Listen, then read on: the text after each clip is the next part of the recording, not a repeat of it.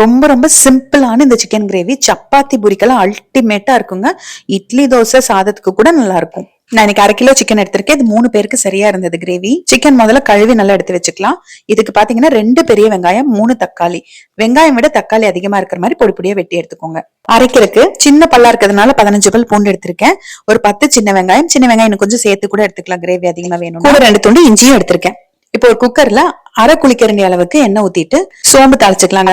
இது கூட நம்ம பொடிப்பொடியா வெட்டி வச்சிருக்க பெரிய வெங்காயம் சேர்த்துட்டு சிம்ல வச்சு நல்லா பிரவுன் ஆகுற மாதிரி வதக்கிக்கோங்க. வெங்காயம் வதங்கினதுக்கு அப்புறமா நம்ம இஞ்சி பூண்டு சின்ன வெங்காயம் பேஸ்ட் அரைச்சு வச்சிருக்கோம் பாருங்க, அதையும் சேர்த்து சிம்லயே வச்சு கொஞ்சம் எண்ணெய் பிரிஞ்சு வர வரைக்கும் வதக்கிக்கோங்க. நம்ம இந்த வதக்குற ப்ராசஸ் கரெக்டா பண்ணா மட்டும்தான் கிரேவி நல்லா டேஸ்டா வருங்க.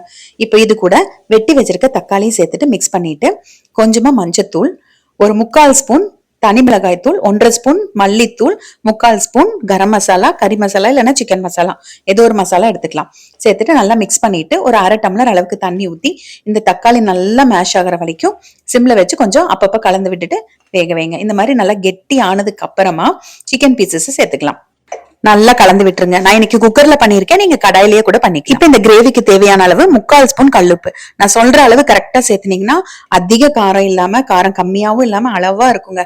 1 டம்ளர் அளவுக்கு தண்ணியும் சேர்த்துட்டு இந்த கரண்டியில இருக்கிற மசாலா எல்லாம் நல்லா எடுத்து விட்டுட்டு கலந்து விட்டுட்டு குக்கர் மூடி வச்சுட்டு ஒரு 5 விசில் விட்டு ஆஃப் பண்ணி எடுத்துக்கிறாங்க. நீங்க கடாயில வச்சீங்கன்னா சிம்ல ஒரு 15 நிமிஷம் வேக வச்சு எடுத்தீங்கன்னா தான் வேகும். ஆவி இறங்கினதுக்கு அப்புறமா குக்கர் திறந்து பாருங்க, அப்படியே கம்மன்னு கிரேவி ரெடி ஆயிடுச்சுங்க. இது கொஞ்சம் தண்ணி மாதிரி இருக்கு, ஏன்னா சிக்கன்லயும் நிறைய தண்ணி விடும் இல்லைங்களா. நம்ம 1 டம்ளர் தண்ணி ஊத்தி இருக்கோம். இட்லி தோசைக்கு கரெக்டா இருக்கும், பட் சப்பாத்திக்கு பூரிக்கணும் போது எனக்கு கொஞ்சம் கெட்டியா இருக்கணும்ன்றதுனால கொஞ்சம் அடுப்புல வச்சு எடுத்திருக்கேன். இது கூட ஒரு 1/4 ஸ்பூன் அளவுக்கு ஆரிகானோவும் 2 ஸ்பூன் பட்டர் சேர்த்திருக்கேன். இது ஆப்ஷனல் தாங்க, தேவைப்பட்டா சேர்த்துக்கோங்க இருந்தா.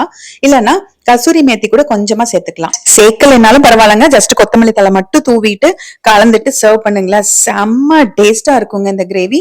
கண்டிப்பா நீங்க உங்க வீட்டுல ட்ரை பண்ணிட்டு எனக்கு எப்படி இருந்ததுன்னு கமெண்ட்ல சொல்லுங்க. சாதத்தோட சாப்பிடறதுக்குமே சூப்பரா இருந்துச்சுங்க.